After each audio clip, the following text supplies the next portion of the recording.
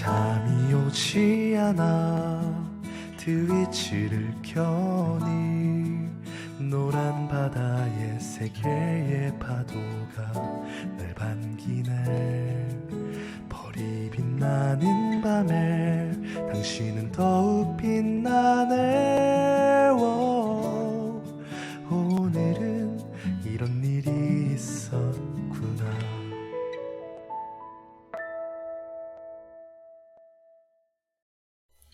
안녕하세요, 주펄입니다. 오늘은 2월 19일 밤 11시 40분입니다. 보통 요 시간에 키게 되네요. 이제 12시 되기 좀 전에 좀 패턴이 생긴 것 같습니다. 이러고 있으면은 이제 한 1시간 있으면 또 사모님이 올라올 수도 있고 안 올라올 수도 있다. 그 펄밤 소리가 되게 작다는 얘기가 많아가지고 그 마이크를 조금 증폭을 시켰는데 잘 들리는지 모르겠습니다. 첫 곡으로 들으신 곡은 레인보우 노트의 샛별이었습니다. 오늘 한 10서너 곡 정도 보내드릴 수 있을 것 같습니다. 그래서 사연도 좀 쌓여 있고요. 사연은 이제 1월 30일자 사연이고, 신청곡들은 1월 초 신청곡들입니다. 적당해졌죠? 다이어트도 하셨는데 보이는 라디오를 좀 해보자고요? 안 돼. 보이는 라디오 하면 안 돼. 보이는 라디오는 더 그 인싸들이 하는 거 아니에요, 좀? 그 MBC, 상암동에 있는 MBC에 가면은 1층에요. 공개된 스튜디오가 있어요. 라디오 부스인데 유리벽으로 돼 있어서 밖에서 그냥 볼 수가 있어요. 마치 그 수타 짜장면 집에서 그 유리벽 뒤에서 수타 막 하고 있는 데 있거든요.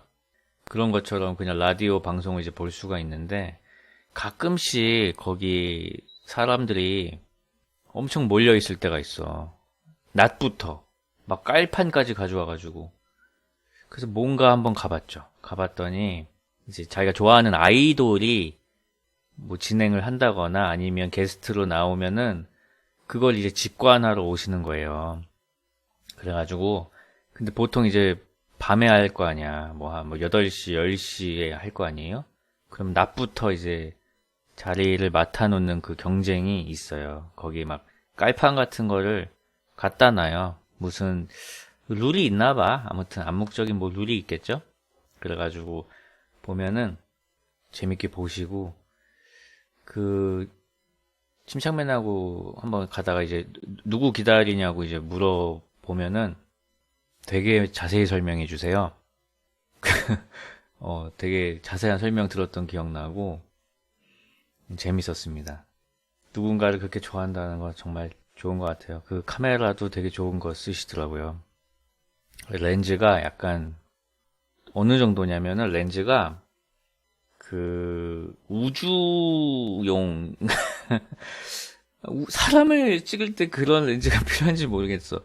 아무튼 엄청 커 아무튼 그런 게 또 있었고, 예전에 그 이달의 소녀라는 친구들하고 같이 행사를 한 적이 있어요. 근데 그분들이 막 걸어갈 때마다 동그랗게 마치 어떤 오로라처럼 이렇게 적정 거리를 유지하시면서 계속 사진을 찍으시는데 언젠가 저를 막 찍으시더라고요. 그래서 굉장히 민망했던 기억이 있고, 근데 이제 아이돌들은 매일 그런 일에 노출이 돼 있다고 생각하니까 전혀 부럽지가 않더라고요. 그래가지고 원래 옛날에는 중학생들, 고등학생들, 초등학생들 꿈 1위가 연예인 가수였는데 지금은 없어진 지가 오래됐어. 이제 힘들다는 거를 다 알고 있어. 모두가 알고 있어. 그래서 이제 웹툰 작가, 유튜버, 뭔가 만만해 보이는 것들이 이제 1위인데, 얘들아, 내가 둘 다 해봤는데 그 두 개 다 준내 힘들어.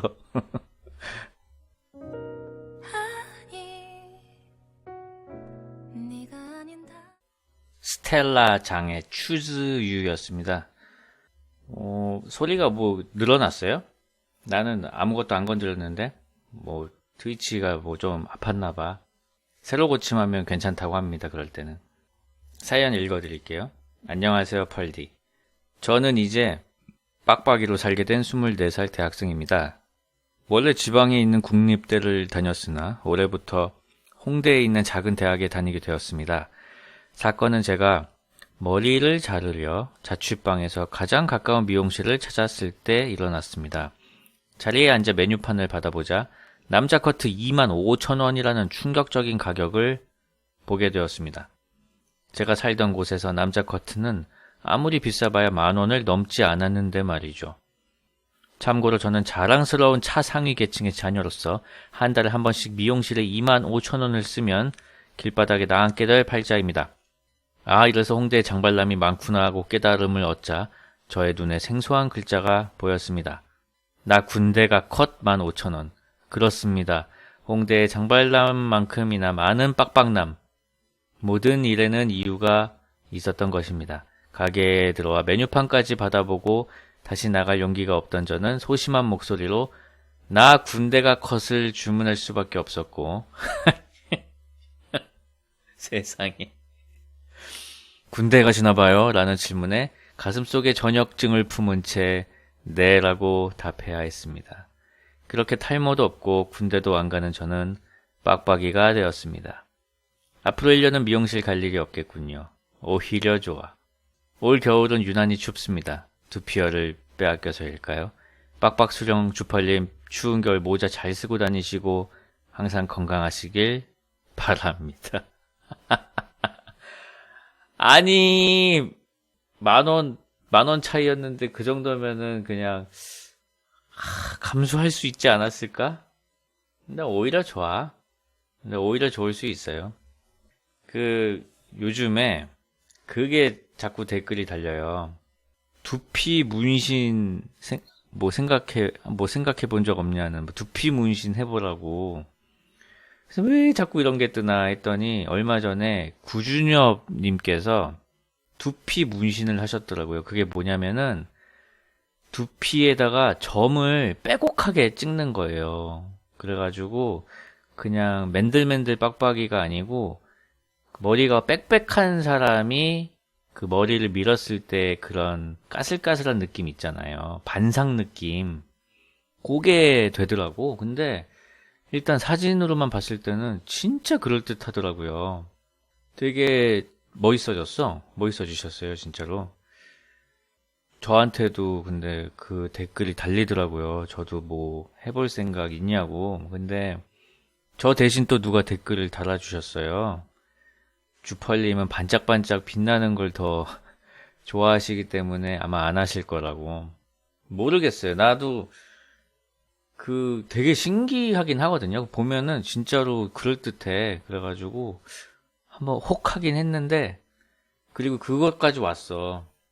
연락까지 왔어. 거기서. 제휴 같이 해볼 생각 없냐. 왜냐면은 제가 대표적인 빠박이 중에 한 명이라서 이게 뭐 왔나봐. 근데 저는 모르겠어요.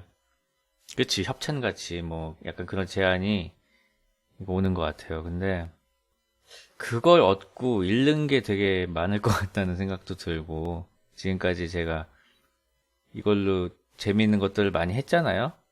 칸초라든지 아무튼 이것저것. 그래가지고 혹시 이게 소탐 대실이 아닐까 그런 생각도 들면서 고민이에요. 아무튼 겨울에 참 추워요. 사연 주신 펄떡이님, 다음에는 그런 일이 있으면은 나 이번에 염따한테 배웠습니다. 10,000원 정도 플렉스 할 수 있어. 홍대에서 머리도 한번 깎아보는 거지 뭐. 그리고 밥 굽는 거지. 할 수 있습니다. 선생님도 할 수 있어요.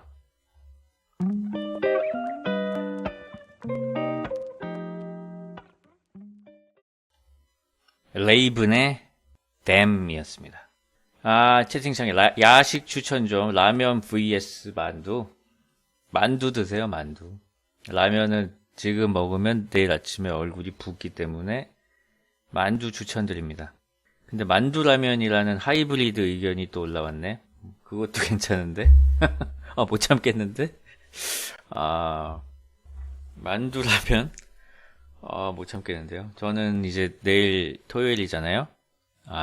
자유식을 하는 날입니다. 벌써부터 무엇을 먹을지 고민 중입니다. 정말 행복한 고민이죠. 근데 이제 자유식 날이 되니까 예전에는 막 그냥 라면이나 한 그릇 먹었으면 좋겠다 싶었는데 정말 이제 소중한 한 끼이기 때문에 좀 잘 먹으려고 하게 되더라고요. 오히려 막 햄버거 같은 걸 먹고 싶을 것 같잖아요. 그렇지도 않아. 왠지 뭔가 좀 아깝게 생각이 되더라고요. 지금까지 약간 좀 소식하고 칼로리 낮은 거 먹은 게 좀 아까워가지고 자유식인데도 그냥 좀 좋은 거 먹게 되더라고요. 튀긴 거 이런 거는 좀 피하게 되고 내일은 그래서 그냥 고기나 구워 먹을까, 목살 같은 거 상상만 해도 즐겁네요. 지금까지 총 얼마 빠졌냐고요? 5kg 좀 넘게 빠졌습니다. 수비드 기계를 내가 너무 안 하니까 깜빡하고 사모님이 당근마켓에 팔아버렸어요. 내 수비드 할 건데 왜 팔아버려. 아니, 너무 안 쓰긴 했어, 근데. 한번 하고 좀 자주 했으면은 괜찮았을 텐데. 아니, 그 당근마켓이 한번 재미 붙이면은 계속 팔게 된대. 나한테도 자꾸 막 뭐 팔 거 없냐고 하더라고요. 없어요, 없어. 팔 게 없는 삶이에요. 제 개인 소지품이 별로 없거든요. 노래 또 하나 듣고 다음 사연 읽어드릴게요. 방금 들으신 곡은 레이븐의 댐이었고요. 재즈 같은데 이거? Big Bad World 듣겠습니다. 다라라 다라라 리얼 그룹과 킥스 앤 스틱스 그리고 랑드 유겐트 재즈 오케스트라 헤센이 함께한 빅 배드 월드였습니다. 리얼 그룹은 엄청나게 유명한 아카펠라 그룹이고 요분들이 이제 빅밴드 재즈 오케스트라하고 이제 협연을 하는 프로젝트가 있었는데 이제 거기에서 나온 곡이라고 하네요. 독일 밴드들이고요. 그 리얼 그룹 노래 중에 가장 유명한 거는 역시 그거 아니겠습니까? 뚱뚱뚱 Good morning 빠빠빠빠빠빠빠빠빠 Good morning 빠빠빠빠빠빠빠빠 이거 하고 칠리 콘 까르네 칠리 콘 까네 칠리 콘 까네 칠리 콘 까네 그 칠리 콘 까네 칠리 콘 카르네라는 음식이더라고. 노래 가사 전체가 그 음식 만드는 방법이야. 그 윤종신의 팥빙수처럼 노래 가사 전체가 콩을 불린다, 뭐 한다, 삶는다 그런 내용이더라고요. 홍진호님은 잘 계시는지 갑자기 안부가 궁금하네요. 예전에 침착맨님이 홍진호님 모셔서 그 앞에서 그 춤 추는 걸 보고 정말 많이 웃었던 기억이 납니다. 사연입니다. 안녕하세요. 다름이 아니라 제가 대학을 다니며 웹소설 작가라는 직업을 병행해 왔습니다. 다행히도 첫 작품이 제법 나쁘지 않은 성과를 이루었습니다. 4년제 대학 전액 등록금을 다 내고도 꽤 많이 남을 만큼 제 기준에서는 나름 돈도 많이 벌었답니다. 좋은 성과를 어린 나이에 이루니 고등학교 야자 시간에 짬짬이 글을 쓰던 저를 한심하게 보던 친구들이나 작가를 반대하셨던 부모님도 단번에 시선이 달라지더군요. 이제 4학년이라 취업 준비를 하고 있는 친구들은 저를 볼 때마다 장난스럽게 작가님이라고 부르면서 이제는 부모님께서도 이제는 제가 무엇을 하든 지지를 전폭적으로 해주십니다. 여기까지 보면 참 운 좋은 일들만 있었던 것 같지만 문제는 두 번째 작품부터였습니다. 첫 작품의 성공으로 신이 난 저는 다음 작품은 이보다 더한 대작을 쓰고 싶었고 대학 생활을 미루고 밤잠도 설치고 피부도 나빠질 만큼 첫 작 이상으로 두 번째 작품에 올인하며 심혈을 기울여서 썼습니다. 하지만 결과는 처참했습니다. 두 번째 작품은 이전 작품의 5분의 1에도 못 미치는 수입을 냈습니다. 첫 작품을 읽고 따라오신 독자님들에게 정말 그 작품 썼던 작가가 맞냐 하면서 쓴맛이 나는 댓글이 종종 달리기도 했습니다. 어쩌면 두 번째 작품도 제 나이대에서는 그리 나쁘지 않은 성과를 낸 작품일지도 모르지만 첫 작품이 너무 잘 되어 그만한 부담이 있기 때문일까요? 첫 작만큼 흥행하지 못한 것이 실패처럼 여겨졌습니다. 그렇게 두 작품을 하고 나니 어느덧 제 나이는 23살. 20대 초부터 오직 글에만 몰두하며 18권 남짓한 상업소설을 쓰다 보니 번아웃이 와버리더군요. 도저히 이래선 안 되겠다 싶어서 작품 활동은 잠시 미루고 저 자신을 위해 시간을 써보기로 했습니다. 항상 엄마가 사주신 옷만 입다가 난생 처음 제 돈으로 옷도 사 입어보고 코로나가 터지기 전에는 한 달간 유럽 배낭여행도 다녀와보고 미용실 가서 투블럭으로 잘라보기도 하고 헬스장에서 PT도 처음으로 끊어봤습니다. 어떻게든 글 쓰는 재미를 되찾기 위해서 무료 연재로 상업성이 없는 아무 글이나 써보기도 했습니다. 하지만 그마저도 수입이 없는 글을 쓰고 있을 때 다른 뛰어난 작가님들이 매일 뛰어난 성적의 유료 연재를 달리고 있는 것을 보면 제가 시간을 낭비하고 있는 것은 아닌지 가슴이 답답해집니다. 이러다가 한국갑 뮤지션처럼 원히트 원더 작가로 남는 것은 아닐까에 대한 두려움이 큽니다. 20살 첫 작품이 너무 흥해서 스스로에 대한 기준이 너무 높아진 나 도대체 어떻게 해야 할까요? 저도 전형적인 원히트 원더 작가라 가지고 뭐 어떻게 말씀드려야 될지 잘 모르겠네요. 요거 근데 이거는 제가 느낀 바는 저도 뭐 신과 함께가 엄청 잘 됐잖아요. 그리고 그 다음에 나온 만화들은 그냥 뭐 소소했어. 근데 뭐 잘 안 된 건 아니었는데 말씀하신 것처럼 중간치 정도 했는데 그게 이제 그 전 작하고 비교가 되면서 그런 말들이 이제 눈에 보이는 거죠. 이제 재미 없어졌다. 뭐 그런 말들이 보일 수밖에 없어요. 근데 사실은 그냥 그게 너무 잘 된 거지 원래 그게 나였던 거야. 원래 그 정도가 내 실력이고 그만큼 잘 된 게 그냥 운도 따르고 그래서 일어났던 특별한 이벤트였던 거라고 저는 생각을 하거든요. 그래서 그런 일은 다시 일어나지 않는다는 거를 기본으로 놓고 그냥 작업을 하고 있어요. 했었고. 그러면 마음도 편하고 그냥 그런 일이 일어났던 거야. 그러면 편하더라고. 저희 아버지도 해주신 얘기가 있는데 야구 선수를 비유하시면서 3할 치면은 좋은 타자고 4할 치면은 전설이잖아요. 그것처럼 작품도 그 정도 아닐까 싶다고. 3할 치면 진짜 좋은 타자고 그림을 10개 그려도 내 마음에 쏙 드는 거는 한두 개밖에 안 된다고 하시더라고요. 저희 아버지도 그림 그리시거든요. 한두 개도 많은 거라고 하더라고. 그래가지고 매 타석 칠 수는 없죠. 안타를. 홈런을 쳤던 거고 첫 타석에. 그게 뭐 실력일 수도 있고 우연일 수도 있지만 첫 타석에 홈런을 쳤던 거고 두 번째 타석에서 홈런 타자가 삼진을 당하는 일 비일비재하잖아요. 그렇기 때문에 용기를 가지고 그리고 18권을 쓰면은 번아웃이 올만하죠. 굉장히 어린 나이에 짧은 시간에 굉장히 작업량을 많이 갖고 하신 것 같아요. 그래서 지금 좀 쉬다 보면은 또 하고 싶은 얘기가 생길 수도 있고 만약에 안 생긴다? 그러면은 그냥 대학 졸업해서 취업하시면 돼요. 너무 이렇게 뭐 하나에 목매일 것도 없고 그 예전의 성공에 취해 있을 필요도 없다. 뭐 그런 말씀을 드리고 싶습니다.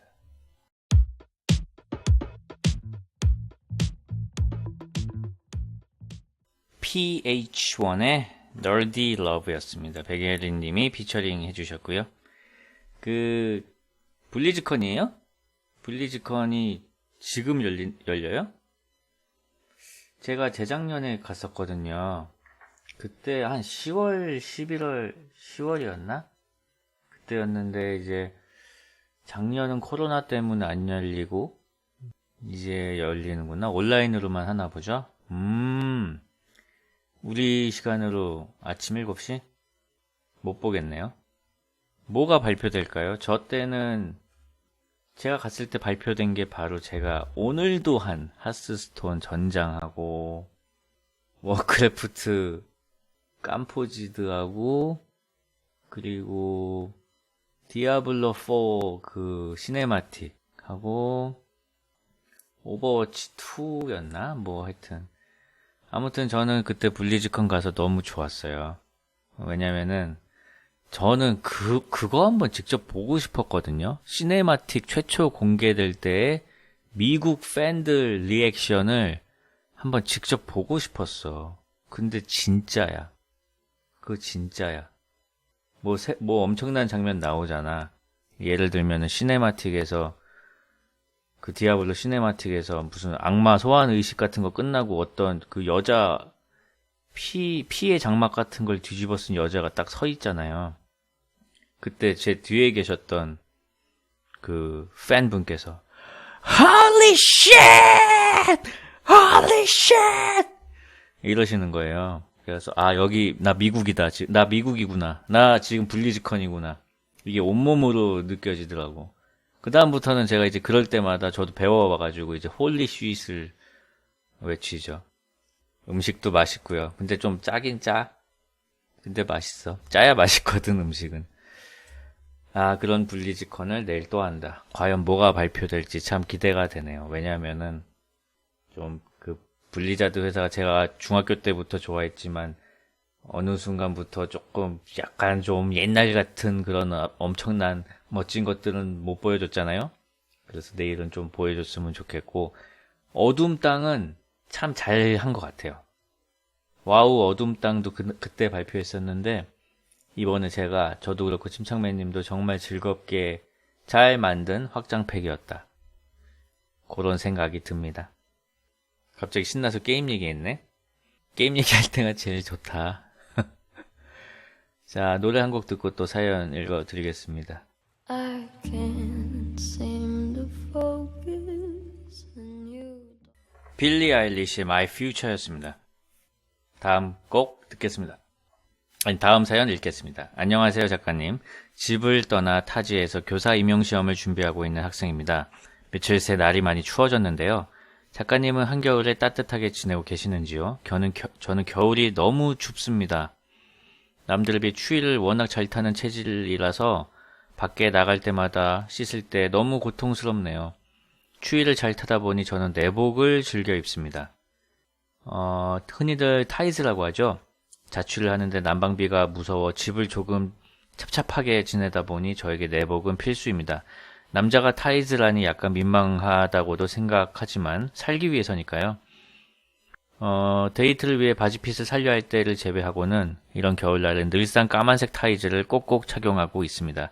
저에겐 타이즈에 대한 일화가 하나 있습니다. KTX역 안에 있는 미국식 핫도그 매장에서 알바를 할 때쯤이었습니다. 그거 스태프 핫도그인가? 그건가 보다. 저에게 타이즈에 대한 그때도 요즘 같은 쌀쌀한 겨울이었죠. 혼자서 14시간 동안 핫도그며 커피며 잡다한 음료를 팔아야 했던 혹독한 근무 환경이었어요. 지금 되새겨보면 그런 곳에 지원한 내가 미쳤구나 싶지만 곰곰이 생각해보니 그런 알바 자리를 내놓은 사장도 너무하다 싶네요. 아무튼 이른 아침 매장으로 출근을 위해 저는 버스를 갈아타야 했습니다. 저는 대학에 오기 전까지만 해도 버스가 시간표를 보고 타야 하는 것인지 알지 못했습니다. 제가 다니는 학교가 버스 배차 간격이 1시간에 육박하는 시골 변두리에 있는지라 출근 시간에 제때 맞춰가기 위해서는 자전거를 타고 환승정거장까지 가야 했습니다. 그날도 오들오들 떨면서 머리를 감고 날은 여전히 추우려니 싶기에 장갑에 넥 워머에 타이즈까지 잊지 않고 장착하고 자전거에 올랐습니다. 그날은 유난히 추웠습니다. 얼굴은 싱싱 달리는 자전거 바람에 오만상이었고 미처 덮이지 못한 발목은 시렸으며 그날은 왜인지 무릎도 차가웠더랬죠. 그때는 그날의 참사를 알지 못한 채 추위를 꾹 참고 페달을 퍽퍽 밟으며 출근을 했습니다. 저는 버스를 내리고 역사로 들어가기 위해 계단을 올랐습니다. 계단을 오르기 위해 한 걸음 한 걸음을 뗄 때마다 느껴지는 스판이 짱짱한 타이즈의 감촉은 제게 퍽이나 유쾌한 것이었습니다. 왜였을까요? 그날은 유달리 추웠고 유달리 걸음이 경쾌하고 또 유달리 타이즈의 감촉이 생생했습니다. 그렇습니다. 저는 정신없는 아침 출근 준비에 그만 타이즈만 입은 채 바지를 입지 않고 나왔던 것이었죠. 정말 아찔했습니다. 하지만 지금 와서 집에 돌아갈 수는 없는 노릇이었고 저는 참담한 심정으로 오픈 준비를 위해 매장으로 향해야만 했습니다. 궁여지책으로 저는 매장을 뒤져 앞치마 2개를 확보하여 앞뒤로 야무지게 묶었습니다. 봉고탄 앞쪽과 뒤쪽의 아찔함은 어찌어찌 가렸지만 야속하게도 짧동한 앞치마는 타이즈로 매끈해진 제 종아리 라인까지는 덮어주지 못했습니다. 남들이 알아볼세라 카운터 밖으로 나갈 수가 없었어요. 그래서 나중에는 어떤 손님이 바닥에 커피를 쏟은 것을 어찌하지도 못하고 가만히 놔둘 수밖에 없었습니다. 바지를 입지 않은 채 알바를 해라? 성인 만화 설정 같은 잠깐만. 요상스럽고 아찔한 상황 속에서 몇 시간째 알바를 계속하다 친구에게 사정하여 부탁한 바지를 건네받고 상황은 일단락 되었습니다. 바지를 건네주던 친구의 그 눈빛이 아직까지 잊히지 않네요. 보통 바지를 벗고 있는 상황은 꿈에서나 나오는 일 아니었나요? 이 글을 쓰면서도 그때의 당혹스러움이 생각나 얼굴이 달아오르는 듯 싶네요.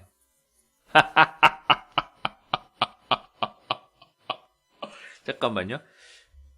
알바가 바지를 입고 있지 않아. 메모. 아까 전에 그 후속작을 실패하셨다는 웹소설 작가님 듣고 계신가요? 이렇게 콜라보가 또 하나 되는 거 아닌가 싶네요. 몰랐을 거야 아마. 다른 사람들은 몰랐을 거고. 근데 모르겠네. 남자분이라서. 여자분들은 그냥 레깅스만 입고 다니는 경우도 많잖아요. 그래가지고 예전에 미국에서 어떤 대학생의 학부모가 그 학교에 항의를 한 적이 있어요. 청원을 든 적이 있어요. 그 여학생들 레깅스만 입고 다니는 거 못하게 해달라고. 왜냐면 우리 아들 공부하는데 방해된다고.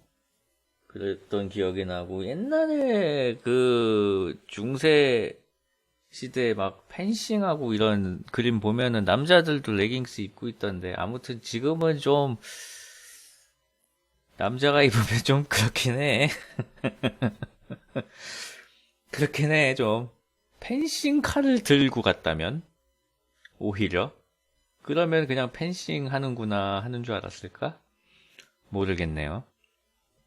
아무튼 정말 아찔한 기억이고, 저도 비슷한 기억이 있는데, 저는 오히려 약간 조금 결이 다른 건데, 저는 이제 내복을 안 입어요.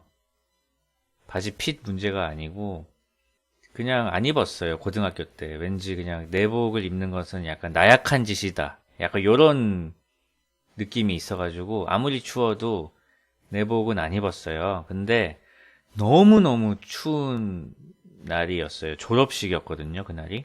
고등학교 3학년 졸업식이었어요. 보통 2월 중순에 하는데 너무너무 추워가지고 엄마가 내복을 입고 가라는 거예요. 너무 춥다고. 그래서 근데 그날 진짜 너무 추웠기 때문에 내복을 그날 딱 입고 이제 갔어요. 그리고 이제 졸업식을 막 하고 있는데 갑자기 애들이 막 밀가루를 막 뿌리고 책을 막 던지고 옥상에서 막 던지고 밀가루를 서로에게 뿌리고, 갑자기 나랑 친한 친구가 있었는데 걔가 오더니 내 호주머니에 손을 넣는 거예요. 내 바지 호주머니에 손을 넣는 거예요. 그러더니 갑자기 엄청난 힘으로 밑으로 쫙 찢어버렸어요. 그랬더니 이제 바지단 따라서 옆이 완전히 다 찢어졌죠. 근데 이제 평소에는 안 입던 내복이 쫙 드러난 거예요. 근데 제가 예전에도 몇 번 말했지만 우리 반은 남녀 합반이야. 너무 당황스러워서 화가 안 났어. 그때도 나는 화가 안 났어. 그냥 어떡하지? 아, 졸업식이라 다행이다. 어차피 내일부터 안 보니까. 그런 생각을 했던 것 같기도 하고. 그래가지고 저도 친구가 자기 청바지를 하나 갖다 줘가지고 입고 갔던 그런 기억이 있네요. 겨울이었다. 그런 겨울이었습니다.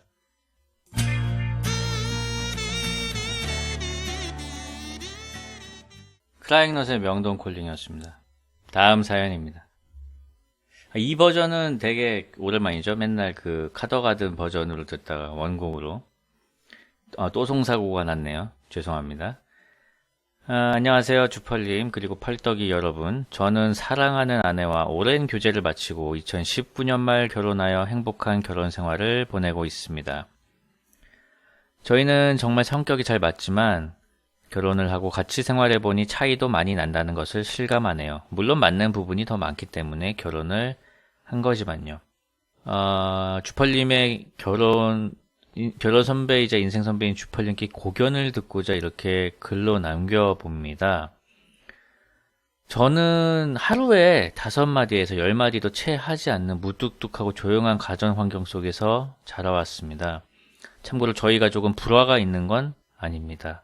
오히려 전 이런 가족이 너무 좋습니다. 왜냐하면 저희는 말수만 적을 뿐이지 서로 가족을 위해 맡은 바 최선을 다하기 때문입니다. 반면 제 아내는 부모님과 3남매가 함께 지내며 가족끼리 대화를 정말 많이 하는 환경 속에서 자라왔습니다. 친정에 갈 때마다 장인 장모님 및 3남매가 정말 쉬지 않고 대화를 이어나갑니다. 저희 집에서 한 10년치 대화 양이 친정에서는 불과 2-3시간 안에 한 대화 양보다 더 많은 것 같습니다. 그 중에서 가장 대화를 많이 하는 건 저의 아내입니다. 아내는 결혼 후 저와 함께 있으면 쉴 새 없이 대화를 합니다. 특히 TV 예능을 볼 때, 쟤 왜 저래? 우와, 저거 맛있겠다. 우와, 저거 뭐야? 라며 쉴 새 없이 말을 합니다. 한 10초에 한 번씩 말을 합니다. 결혼 초기에는 저도 같이, 그러게, 왜 저랬대? 그래, 나중에 먹으러 가자 하면서 맞장구를 쳐줬습니다. 하지만 역시 저의 본 성격이 나오게 되었고, 맞장구 치는 것이 점점 힘에 겨워지게 되더군요. 그래서 어느 순간부터는 5% 정도의 말에만 영혼 없는 맞장구를 쳐주게 되었습니다. 그래.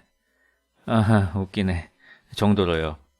참고로 저는 조용히 정말 아무 생각 없이 영상을 보는 걸 좋아합니다. 반면 아내는 영화관에서도 저런 추임새를 많이 내서 제가 진짜 좋아하는 영화는 혼자 보러 간 적이 몇 번 있습니다. 또한 일상적인 대화를 할 때는 앞뒤로 붙는 살들이 엄청 풍부합니다. 그 쇼핑몰에서 물건을 산 거를 예시로 들어보면은 남편아, 나 이거 샀는데 이게 이렇고 저렇고 이런 장점이 있고 이런 혜택을 받아서 거의 공짜로 샀어. 근데 완전히 마음에 들진 않지만 내가 원하는 제품 없더라고. 그래서 일단은 요걸로 샀어. 근데 거의 공짜로 산 거니까 부담도 없고 안 맞으면 그냥 뭐 과자 사 먹었다고 생각하면 하지 뭐. 이런 식입니다. 반면에 저는 나 이거 샀어. 이렇게 얘기합니다. 물론 저도 속으로 이것저것 따져보며 고민을 하긴 합니다만 그게 중요한 데이터가 아니라고 생각하기에 특수한 경우가 아니면 상대방에게 얘기하지 않습니다. 그렇기 때문에 저도 중요한 데이터가 아니라고 생각되는 부분은 알아서 흘려버리게 되었습니다. 상황이 이렇다 보니 저는 점점 더 흘려듣게 되는 말이 많아졌고 대화를 하다 보면 이거 내가 저번에 얘기했었는데 이거 내가 저번에 얘기하지 않았어? 라고 할 때가 많습니다. 제 아내가 하루에 말하는 말의 용량은 제가 하루에 저장할 수 있는 말의 허용치의 15배는 좋게 넘는 것 같습니다. 그리고 결혼 전 제 취미는 아무 생각 없이 할 수 있는 게임, 예능, 펄튜브 보기였습니다. 그래서 지금도 가끔 정말 아무런 터치 안 받고 혼자만의 시간을 갖고 싶은데 조용히 구석에서 새우깡 하나 까먹으며 친펄튜브 보고 싶은데 어떻게 하면 남편과 계속 붙어서 대화하려고 하는 아내에게 상처를 주지 않고 저 혼자만의 시간을 가질 수 있을까요? 주펄님은 사모님과 결혼하시고 저와 같은 고민을 해보신 적이 있으신가요? 참고로 저는 여러 성격 검사에서 상대방의 대화를 잘 들어줌이라는 결과를 받은 적이 있습니다. 야, 이거 어렵네요. 그래도 사랑하시죠?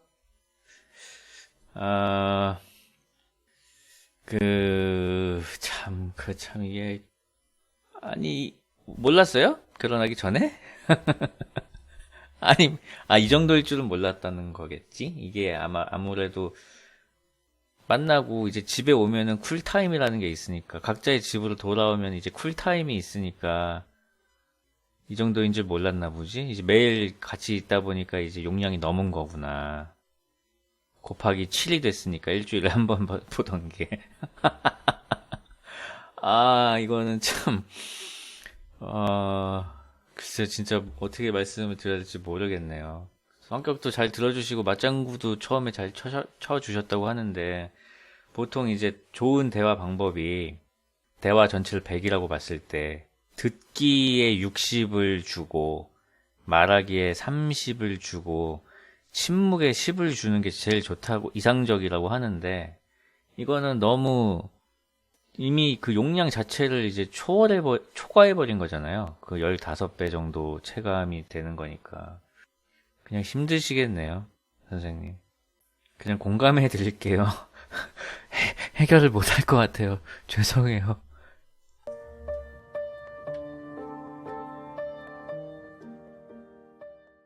제가 노래 들으면서 생각을 좀 해봤는데요.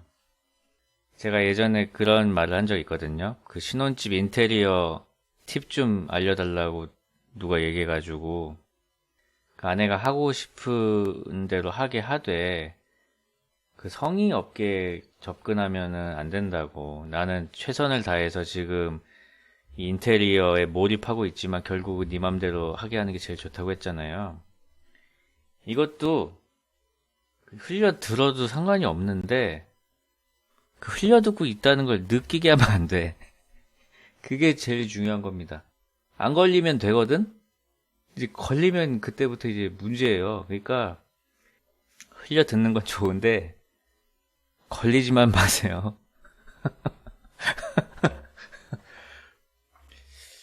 어떤 방법이 있을지 참 생각해봤는데 일단은 대화량이 그렇게 기본적으로 많다면 반려동물을 하나 들여보는 건 어떨까요? 그럼 어그로가 좀 분산이 되지 않을까? 탱커가 2명이 되니까 그런 방법도 있지 않을까 싶고 아무튼 잘 해결하시길 바라겠습니다. 2세를 갖자. 2세를 갖자. 그것도 방법일 수 있고요. 아르기닌 하나 보내드려야겠네. 자, 또 다음 사연 읽겠습니다. 잠깐만요. 직접 말하라는 의견이 있는데, 이게 그 말을 하면은 아마 상처가 될까봐 말을 못 하시는 걸 거예요. 저랑 비슷한 성격이라면. 어떻게 하는 게 좋은지, 근데 말을 하는 게 좋긴 해, 한 번쯤은. 한 번쯤은. 안 그러면은 이게 쌓여있다가 어느 날 이런 식으로 나올 수가 있어. 말 좀 그만해. 그러면 이제 더 큰 문제가 될 수 있으니까. 나는 예전부터 느꼈던 거지만은 꽉 참고 있다가 말하면은 그런 식으로 나오니까 한번 그 폭발하기 전에 가스를 빼는 게 좋을 것 같다는 생각도 드네요. 자, 다시 읽겠습니다. 안녕하세요.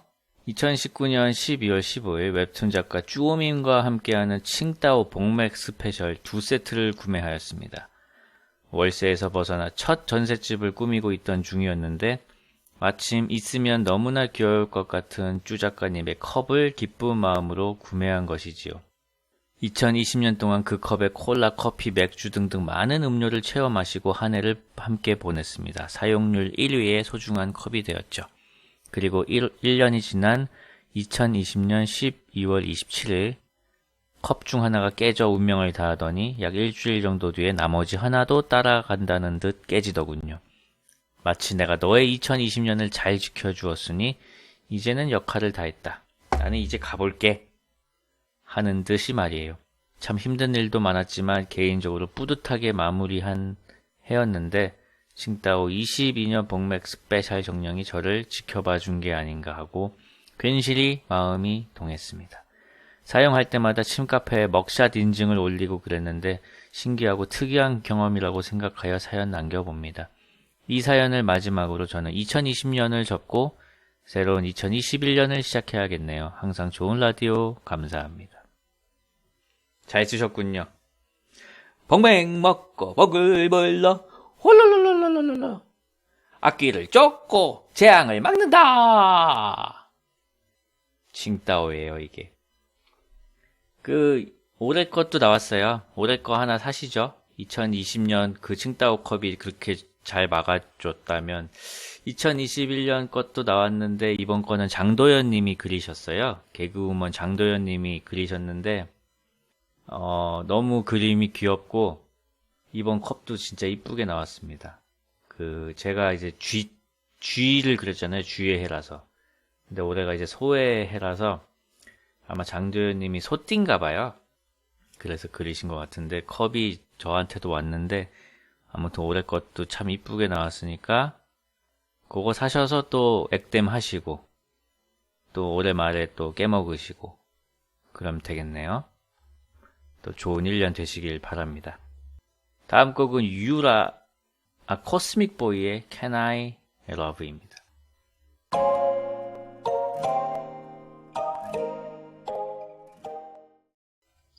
코스믹 보이의 Can I Love였습니다. 이 곡도 꽤 자주 신청이 들어오는 곡 중에 하나입니다. 참 좋죠? 채팅창에 인생을 살아가는 이유를 모르겠습니다. 인생을 살아가야 하는 이유가 무엇이냐고 생각하나. 이거는 예전에 제가 힐링 캠프였나? 어디서 법륜스님이 나와가지고 아주 명쾌한 답변을 해주신 게 기억이 나가지고 이유가 없어요. 이 답은 이유가 없기 때문에 여기에 답을 찾다 보면은 결국은 자살이라는 답밖에 안 나온대. 왜냐면 이유가 없기 때문에.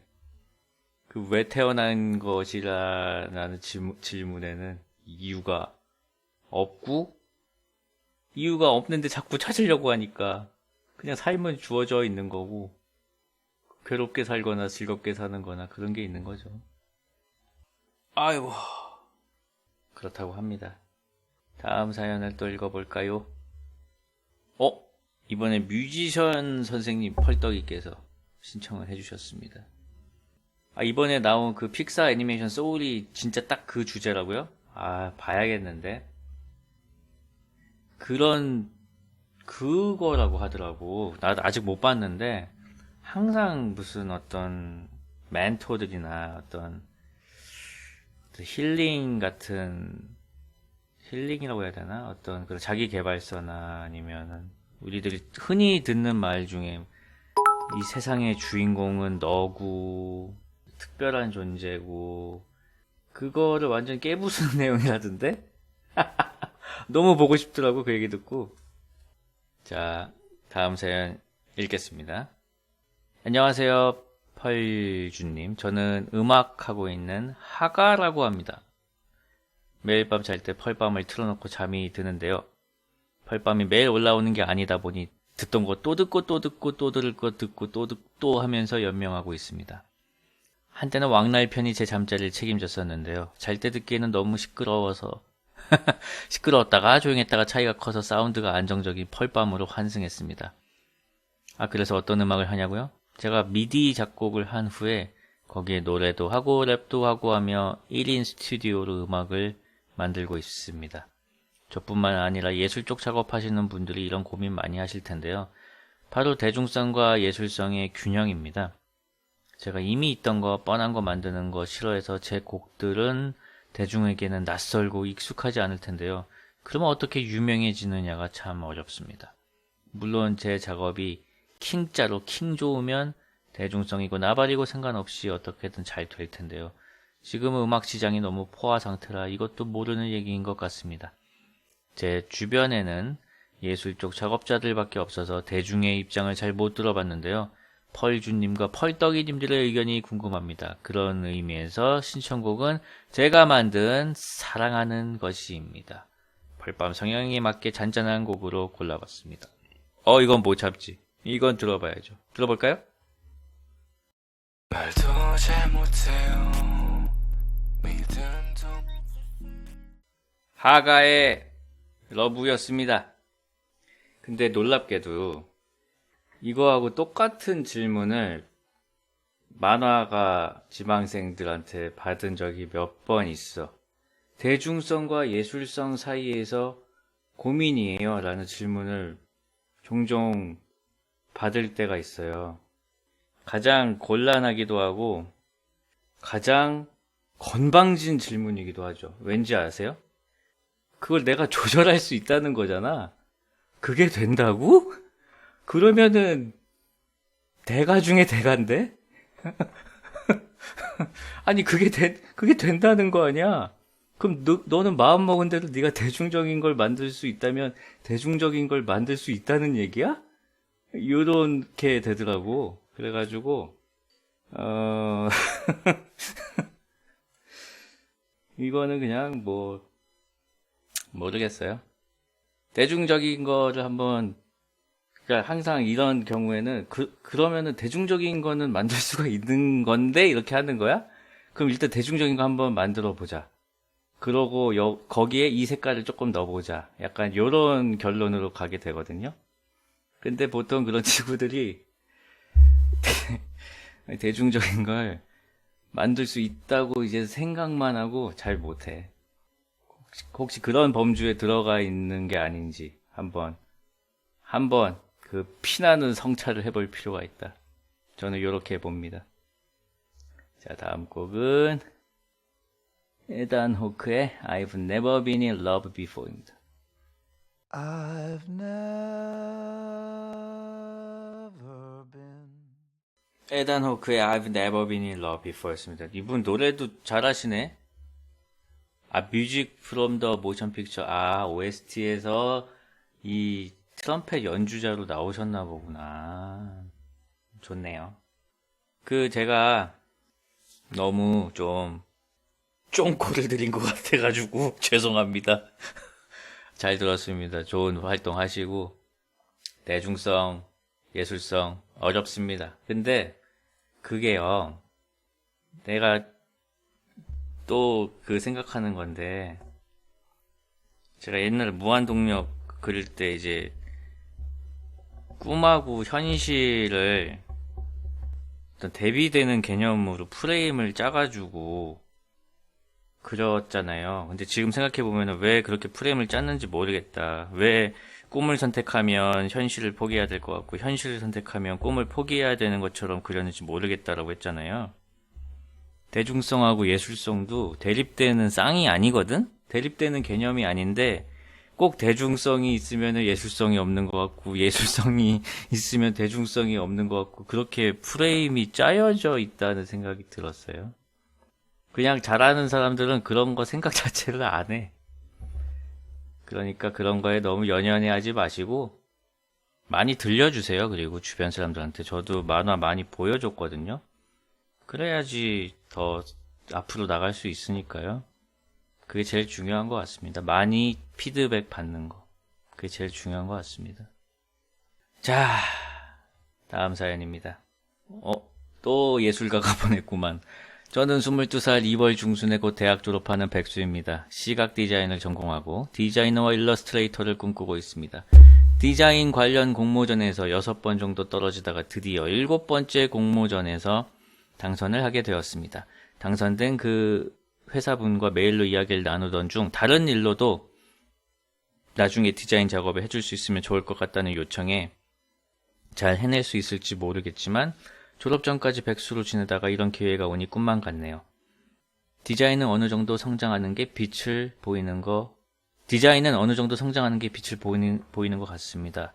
하지만 인스타그램에서 활동 중인 일러스트는 성장이 더딥니다. 쭈펄님이 그리신 칭따오 유리컵에 쥐가 그려진 일러스트를 좋아해서 자주 그 컵을 쓰고 있는데 이 컵이 인기가 많구만. 어떻게 하면 그림으로 성공할 수 있을지 펄님의 귀한 말씀을 듣고 싶습니다. 가능하다면 신청곡으로 스텔라장 우르릉 쾅쾅쾅 신청해봅니다. 모르겠어요? 그러니까 모르겠어. 성공한 사람들의 얘기를 들으면 안 되는 것 같아요. 저는 그냥 그 사람은 그 사람이 해서 성공한 거고 그래가지고 별 도움이 안 돼. 뭘 그리고 있는지도 잘 모르고 인스타 주소라도 써주시지. 그러면은 보고 뭐 되게 할 말이 있을 텐데. 다음에 인스타 주소라도 하나 써주세요. 일단은 뭐 뻔한 얘기밖에 할 수 있는 게 없잖아. 꾸준히 해라. 꾸준히 해라. 꾸준히 해라. 이거죠. 3번 얘기했습니다. 하나 더 있네. 꾸준히 해라.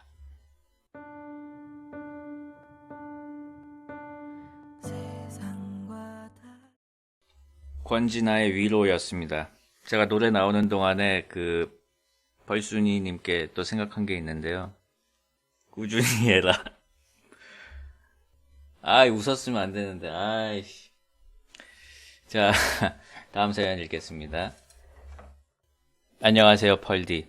저는 올해 대학에 들어가는 02학번 펄순이입니다. 곧 대학에 들어가 새로운 사람, 새로운 환경들을 만나는데 저의 양말 아저씨 같은 이중적 모습에 걱정이 되어 사연을 올려봅니다. 저는 어렸을 때부터 제 관심 분야, 흥미로워하는 분야가 아니면 공감을 1도 못하는 성격입니다. 친구들이 저에게 고민을 상담하면 속으로 아니 이걸 왜 나한테 얘기하는 거지? 내가 뭘 해주길 바라는 건가? 늘상 이렇게 생각했습니다. 거기다가 제 성격상 감성적으로 위로해주기보다는 현실적인 조언을 해주는 타입이라 친구들이 고민을 털어놓으면 영혼 없이 대꾸해주는 면이 있었는데 조금 커서 고등학교에 들어간 후에 더 이상 이렇게 친구들을 대하면 100%의 확률로 찐따가 될 것 같아서 제 스스로 사회화 성격을 만들었습니다. 정말 이상하게 들리시겠지만 저는 친구들과 놀 때, 친구들과 대화할 때 제 실제 성격을 앞에 내세우고 대하지 않습니다. 속으로는 공감이 1도 안 가지만 헐 어떡해 그랬구나 같은 가면 대사를 치곤 했죠. 물론 가장 가까운 소수정의 친구들에게는 이미 이 사회화 가면에 대해 고백하여 제 원래 성격을 내세우지만 절친은 아닌데 그렇다고 안 친한 건 아닌 그런 친구들에게는 사회화 가면을 쓰고 대하는 것이 익숙해져만 갔습니다. 수능날 엄마 차에 타서 집으로 돌아오는 길 조수석 창문으로 석양지는 하늘을 바라보며 저는 문득 이런 생각이 들었습니다. 내가 내 주변 사람들을 스스로 세운 기준에 구분하여 누구에게는 가식적으로 대하고 누구에게는 원래 성격을 비추는 것에 대해 나란 사람은 굉장히 이중적인 사람이 아닌가 하고요. 정말 저의 이런 소시오패스 같은 성격이 스스로 너무 싫고 고쳐나가고 싶은데 막상 진심으로 상담을 해주고 싶어도 우선 공감이 안 가니까 말투나 표정이 너무 어색해져서 제 말을 듣고 있는 친구가 저를 이상하게 보더군요. 남겨진 것은 저의 땀 뻘뻘 표정과 이게 아닌데 하는 당황한 현장만이 저의 이런 양말 성격을 어떻게 고쳐나갈 수 있을까요? 펄디와 펄떡이 분들의 조언을 구해봅니다. 다들 이렇게 살지 않어? 그 양말이 몇 겹인가 차이지 다들 가면은 쓰고 살지 않아요? 이게 뭐 용어도 있지 않나? 다들 가면 쓰고 살죠. 오히려 가면이 없으면은 그것대로 문제 아닌가? 아니, 그러면은 사회생활이 안 되잖아요. 누가 무슨 말을 했는데, 아니? 난 네 말 공감이 하나도 안 가던데? 이렇게 해버리면은 관계를 이어나갈 수가 없잖아요. 다들 적당하게 가면을 쓰고 이제 사는 거지. 근데 이제 온라인상에서는 가면을 쓸 필요가 없으니까 아니? 나는 네 말이 공감이 안 가는데? 뷰신 이렇게 되는 거지. 그래서 온라인에서 항상 사달이 나는 거잖아요. 잘하고 계신 것 같은데 그냥 사회화가 잘 되신 것 같은데요. 근데 공감이 너무 안 가는 거는 뭐 어쩔 수 없죠. 공감이 안 가는데 어떡해. 나는 뭐 큰 문제라고 보지는 않습니다. 어느 정도로 공감이 안 가는지는 잘 모르겠지만은 가면을 쓰고 사는 것 자체가 이상한 거는 전혀 아니다. 그거를 양말 아저씨한테 물으면 어떡하냐고? 원래 공감은 자기가 경험한 만큼만 느낄 수 있는 법이라는 그런 또 의견도 있고요. 맞아요. 적당히 공감하는 게 또 좋은 것 같아. 너무 과몰입하면은 또 나도 피곤해지고. 대학생활 재밌게 잘 하세요. 대학교 가면은 아마 그 가면이 좀 도움이 될 상황이 많지 않을까 싶은데. 아무튼 재밌는 대학생활 하시길 바랍니다.